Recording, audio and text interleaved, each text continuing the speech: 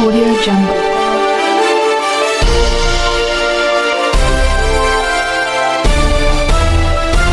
Audio Jungle. नमस्कार, आप देख रहे हैं एसपी न्यूज।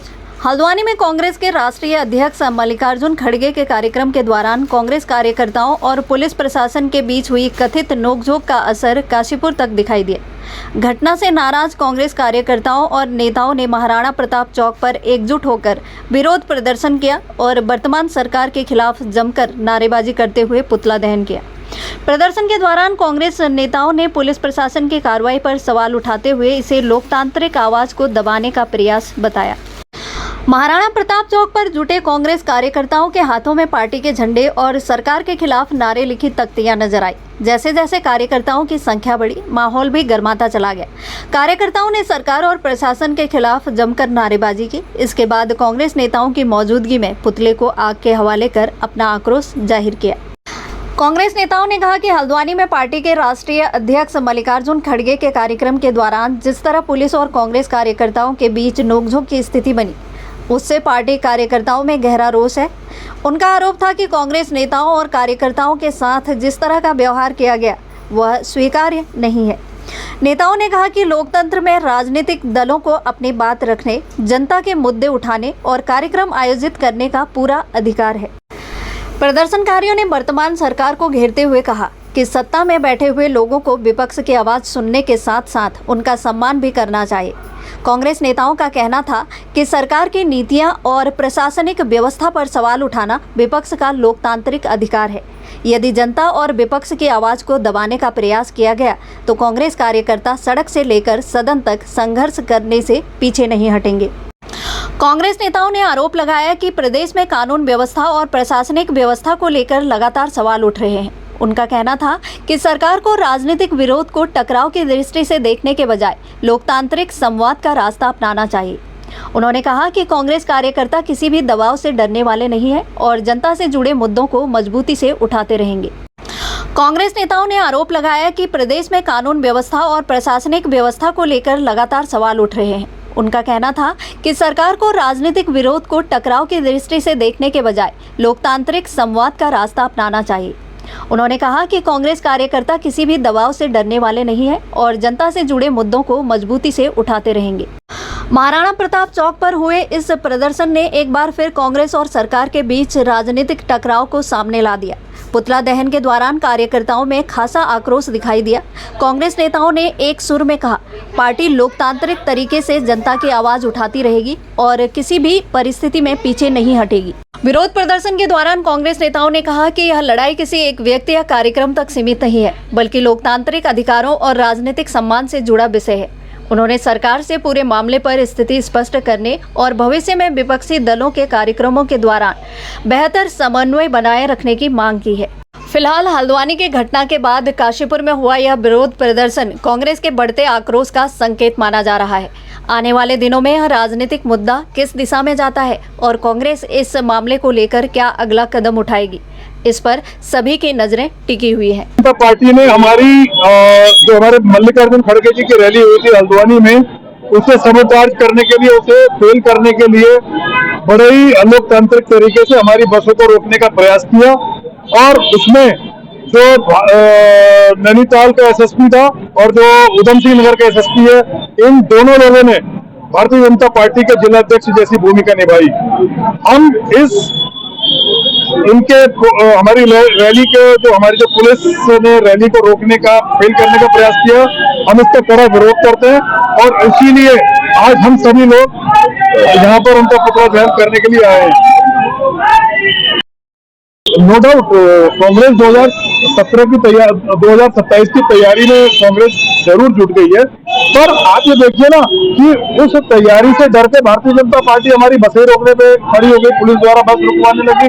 तो क्या हम करें क्या? आखिर हमें सड़क पे आना पड़ेगा, इसलिए हम आज पुतला दहन करने के लिए, विरोध करने के लिए सड़क पर आए। रैली बहुत सफल थी और बहुत उत्साह था। मैं कहूँगी सिर्फ कार्यकर्ताओं में नहीं, आम जनता में उत्साह है और ये मेरा मानना यह है कि ये महापरिवर्तन का संकेत है, आगाज है। माननीय अध्यक्ष खड़गे जी की रैली बहुत भव्य, बहुत विशाल थी, बहुत हुजूम आम जनता का हमें दिखलाई दिया। कार्यकर्ताओं में तो था ही, यहाँ से भर भर के बसें गई थी और लोगों को पुराने दिन याद आ रहे थे कि जब बसों में भर भर के कार्यकर्ता जाते थे और अपने नेता को सुनते थे। खड़गे जी बहुत महत्वपूर्ण संदेश हमें देकर गए हैं जनता के लिए, उत्तराखंड की जनता के हित के लिए। लेकिन उस दिन जो इतना बड़ा काफिला जा रहा था, हमारे वरिष्ठ नेताओं का भी काफिला जा रहा था, उसको रोका गया। यहाँ तक कि मैं खुद गवाह हूँ, मेरी बसों को रोका गया और ये कोशिश की गई कि हमें जाम में फंसा दिया जाए, लेकिन हम निकल आए। बाद में पता चला कि हम कार्यकर्ताओं को, हल्द्वानी में कार्यकर्ताओं को वरिष्ठ पुलिस अधिकारियों ने अराजक तत्व कहा। तो इस तरह सरकार अपनी नाकामी को छुपाने के लिए और रैली की सफलता को छुपाने के लिए इस तरह के जो हथकंडे अपना रही है, उसका हम घोर भर्त्सना करते हैं और हमारे अपने नेताओं, अपने कार्यकर्ताओं के अपमान के लिए उन पुलिस अधिकारियों की हम निंदा करते हैं। बिल्कुल, ये इस तरह की चीजों से पता लगता है कि उन्होंने बसों को रुकवाने की कोशिश की, कार्यकर्ताओं को रुकवाने की कोशिश की। जब उन्होंने कहा कि हम खड़गे जी की रैली में जा रहे हैं, हम कांग्रेस कार्यकर्ता हैं, तो ये कहा गया गलतफहमी बनाने के लिए कि नहीं ये अराजक तत्व है। तो इससे तो साफ स्पष्ट है कि सरकार डर रही है। बड़ा दुख है।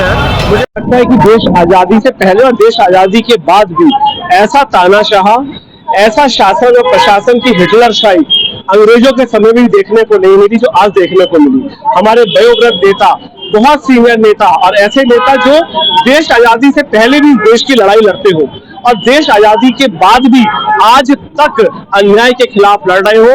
कांग्रेस पार्टी के राष्ट्रीय अध्यक्ष बहुत ही सम्मानित श्री मल्लिकार्जुन खड़गे जी के आगमन के बाद जिस प्रकार से शासन और प्रशासन ने दोहरापन अपनाया, जिस प्रकार से गुंडागर्दी करी, जिस प्रकार से उनके रैली में जाने से लोगों को रोका गया, ये अपने आप में बड़ा दुर्भाग्यपूर्ण है। मुझे लगता है ऐसा कभी नहीं हुआ। सत्ता बदलती रहती है, सरकारें बदलती रहती हैं, सरकारें आती हैं जाती हैं, लेकिन आप किसी पार्टी से, किसी व्यक्ति से उसके बोलने का अधिकार नहीं छीन सकते। ये हमारा फंडामेंटल राइट है। हम भारत के नागरिक हैं। भारत के नागरिक होने के नाते आप हमें बोलने से नहीं रोक सकते, अपनी बात को रखने से नहीं रोक सकते। हम निश्चित रूप से मरते दम तक सही को सही और गलत को गलत कहते आएंगे, लेकिन जिस प्रकार से प्रशासन के द्वारा हमारे सम्मानित प्रदेश स्तरीय नेताओं के साथ बदतमीजी करी गई, ये बड़ा दुर्भाग्यपूर्ण है। उनको रोका गया और उनके साथ जो गुंडागर्दी करी गई, निश्चित रूप से ये पूरी उत्तराखंड की जनता देख रही है। इन सब तानाशाही का, गुंडागर्दी का जवाब 2027 में आपको देखने को मिलेगा और पूर्ण बहुमत के साथ जिस दिन कांग्रेस पार्टी सरकार बनाएगी, उस दिन समस्त जातियों को, धर्मों को लेकर हम सबके बीच में जाएंगे और जो लोगों की रोजमर्रा की समस्या है उनको निश्चित रूप से दूर करने का कार्य करेंगे। देखिए, व्यक्तिगत द्वेष नहीं होना चाहिए, राजनीतिक द्वेष होना और राजनीतिक मंच तक रहना वो एक आवश्यक है। यदि आप ये कहेंगे कि विपक्ष की पार्टी आपके सामने बात न करे, बोले ना, तो ये संभव नहीं है, ऐसा संभव नहीं है। और इस तानाशाही का जवाब उत्तराखंड की जनता देने के लिए तैयार बैठे। कांग्रेस पार्टी ने, हमारे जननायक राहुल गांधी ने, कांग्रेस पार्टी ने, राष्ट्रीय नेतृत्व, हमारे प्रदेश के नेतृत्व ने बहुत लंबी लड़ाई अंकिता भंडारी की लड़ी है। हमारी महिलाओं ने, हमारे कार्यकर्ता ने, और आज भी सड़क पर हम अंकिता भंडारी के लिए न्याय की मांग कर रहे हैं। लेकिन अहंकार में डूबी, भ्रष्टाचार में डूबी है सरकार। आज अंकिता भंडारी के माता पिता के आंखों के आंसू भी नहीं सूखे गए। आज अपने मुंह से स्पष्ट तरीके से वो वीआईपी का नाम ले रहे हैं। क्या हुआ सीबीआई जांच का? पूरे तरीके से सीबीआई को पूरे तरीके से अपने शिकंजे में सरकार ने रखा हुआ है। हमें भी तो इस बात का जवाब देना पड़ेगा। जब वो कहते कि एक तरफ बेटी बचाओ बेटी पढ़ाओ, तो अंकिता भंडारी के माता पिता को आखिर क्यों न्याय नहीं मिल पा रहा? इसका जवाब तो भारतीय जनता पार्टी को देना है।